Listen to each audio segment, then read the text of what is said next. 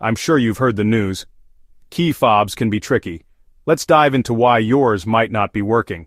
Here are 5 common reasons why your Honda CRV key fob isn't doing its job, and some easy troubleshooting tips to get you back on the road.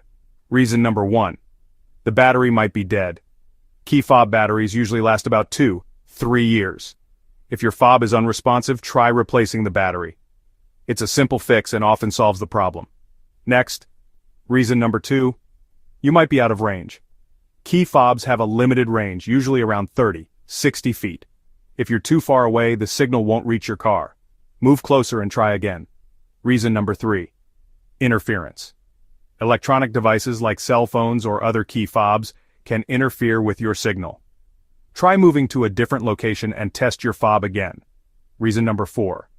The key fob might need reprogramming. Sometimes the fob can lose its connection to your car. Check your owner's manual for reprogramming instructions or visit your local Honda dealer for assistance. And finally, reason number 5. The key fob could be damaged. If it's been dropped or exposed to water, the internal circuitry might be compromised. In this case, you might need to get a new key fob. So, to recap, check the battery, make sure you're in range. Watch out for interference, reprogram if needed, and inspect for damage. With these simple steps, you can troubleshoot your Honda CRV key fob and avoid unnecessary hassle. Happy driving.